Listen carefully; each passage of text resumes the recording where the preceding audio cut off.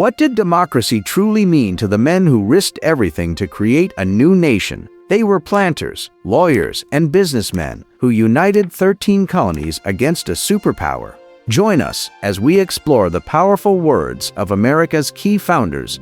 We begin with George Washington, the indispensable leader and father of the country. His words carry the weight of a general and the wisdom of our first president. The basis of our political systems is the right of the people to make and to alter their constitutions of government. Washington wrote this in his now famous farewell address in 1796 as he was preparing to step down from the presidency. What he's saying is powerful and simple. The true power of the United States doesn't rest with a king or even with the government itself. It rests with you, the people. He believed that citizens have the ultimate authority to create their government and, if necessary, to change it. This is the very foundation of American democracy. The necessity of reciprocal checks in the exercise of political power, by dividing and distributing it into different depositaries, has been evinced by experiments ancient and modern. This idea also comes from his farewell address. Washington looked at history and saw a clear lesson. Giving one person or group too much power is dangerous. He's explaining the idea of checks and balances, dividing the government into 3 branches. Each branch has a way to check or limit the power of the others. This system was designed to protect liberty and prevent any one part of the government from becoming too dominant.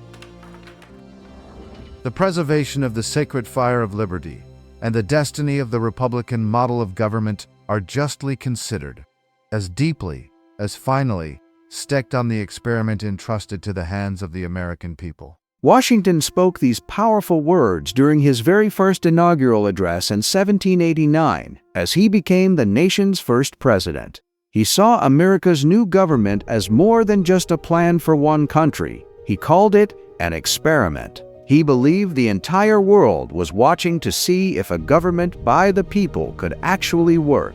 For Washington, the sacred fire of liberty was not just for Americans. Its fate for all of humankind depended on the success of this great American experiment. I anticipate with pleasing expectation that retreat in which I promise myself to realize the sweet enjoyment of partaking in the midst in my fellow citizens the benign influence of good laws under a free government. Nearing the end of his presidency in 1796, Washington shared this personal thought in his farewell address. After leading the army and the country for decades, he wasn't looking for more power. He was looking forward to going home. What he truly treasured was the idea of becoming a private citizen again, living under the same good laws as everyone else. This showed his deep belief that in a republic, the goal isn't to rule, but to serve, and then return to the people. A primary object should be the education of our youth in the science of government. In a republic, what species of knowledge can be equally important? And what duty more pressing than communicating it to those who are to be the future guardians of the liberties of the country? Washington made this urgent plea in his final annual address to Congress in 1796. He understood that a democracy is only as strong as its citizens. He argued that nothing was more important than teaching young people about government and their rights and responsibilities. Why? Because they were the future guardians of America's liberty. To Washington, being an informed citizen wasn't just a good idea, it was a duty essential for the nation's survival. Next is Thomas Jefferson, the visionary author of the Declaration of Independence and third president. His quotes illuminate the nation's highest ideals of liberty and the power of the people. The will of the people is the only legitimate foundation of any government, and to protect its free expression should be our first object. Shortly after becoming president in 1801, Jefferson wrote these words in a letter to the citizens of Columbia, South Carolina. The nation was still healing from a bitter and divisive election, and he took this opportunity to explain a core idea of democracy. A government is only valid if it has the support of the people it governs. For Jefferson, the most important job of that government is to make sure every citizen's voice and opinion can be heard freely.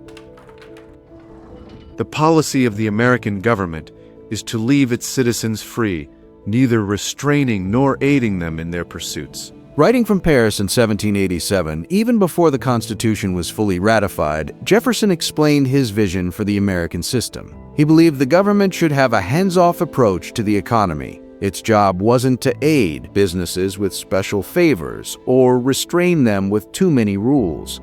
In his view, government should protect people's liberty and then get out of the way, allowing them to succeed on their own. Sometimes it is said that man cannot be trusted with the government of himself. Can he, then, be trusted with the government of others? Or have we found angels in the forms of kings to govern him? Let history answer this question. Jefferson asked this brilliant question in his first speech as president. He was challenging the old European idea that ordinary people weren't smart enough to govern themselves and needed a king. His point is simple but powerful. If you believe a person can't manage his own life, how could you possibly trust that same kind of person to manage the lives of millions? It's a clear and forceful argument for democracy over monarchy.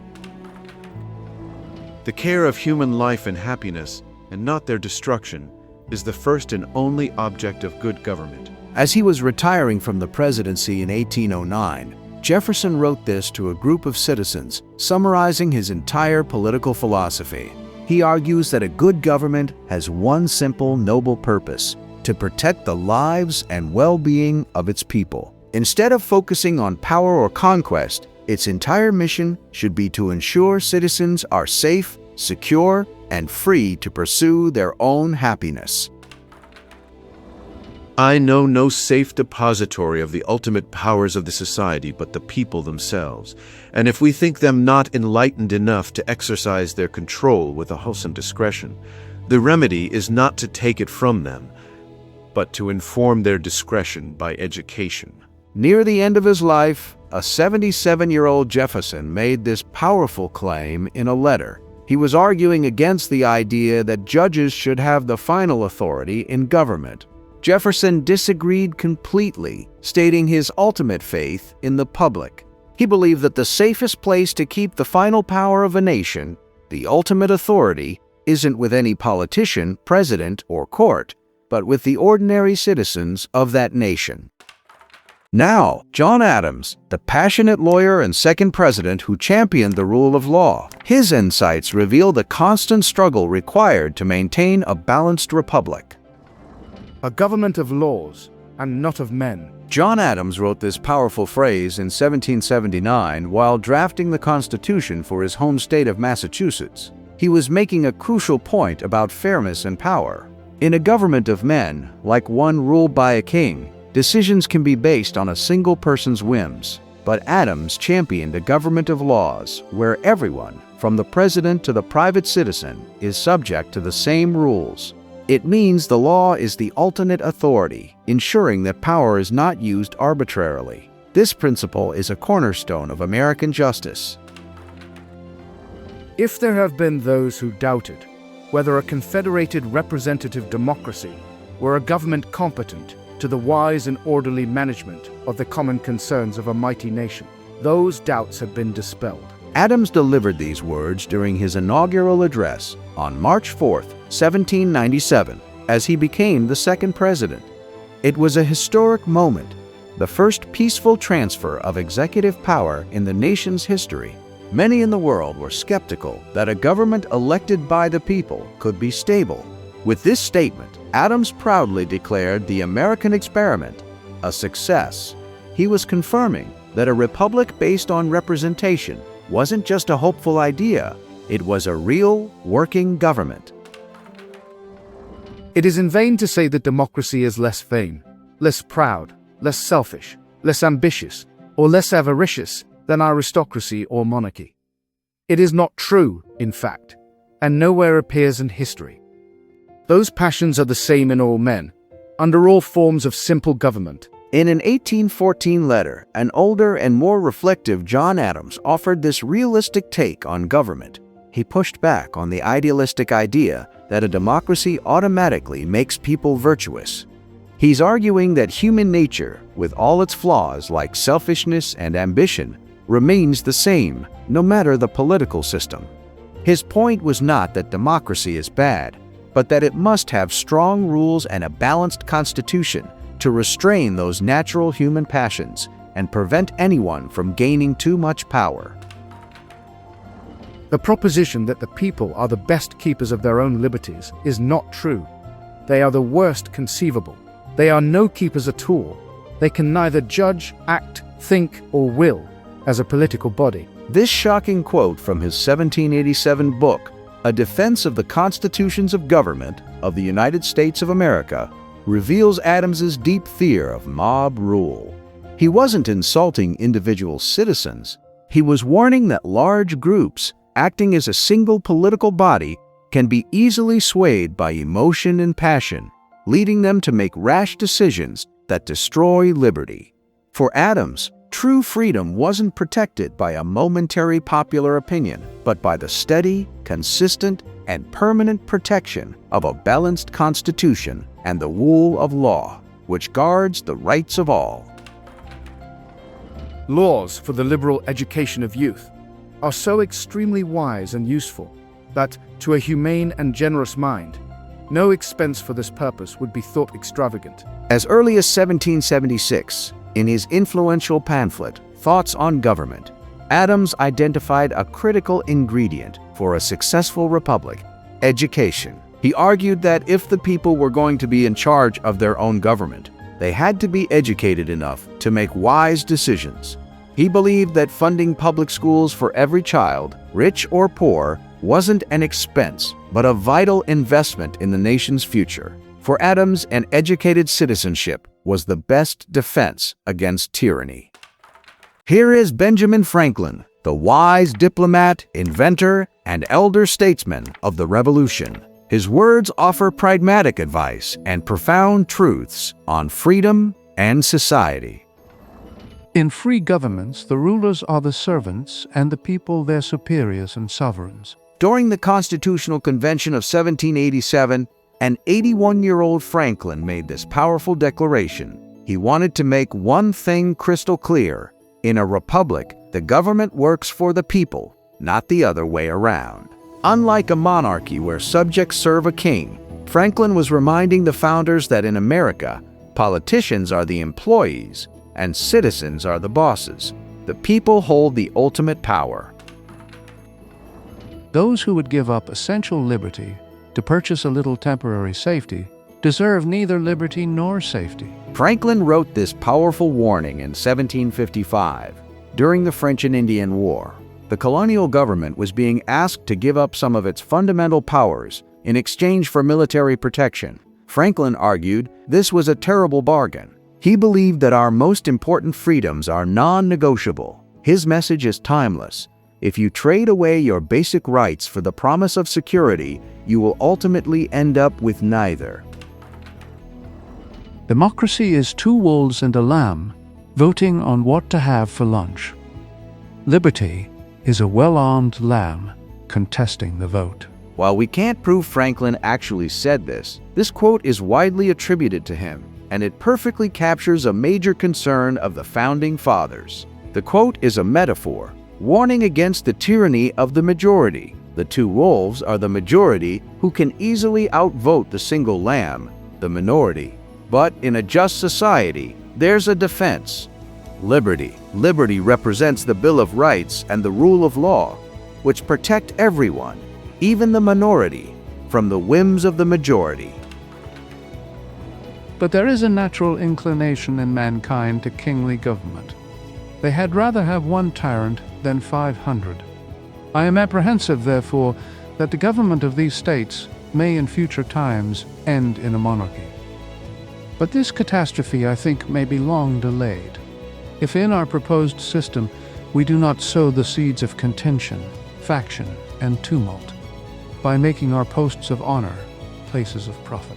In 1787, as the founders were designing the American presidency, an elderly Franklin voiced this concern at the Constitutional Convention.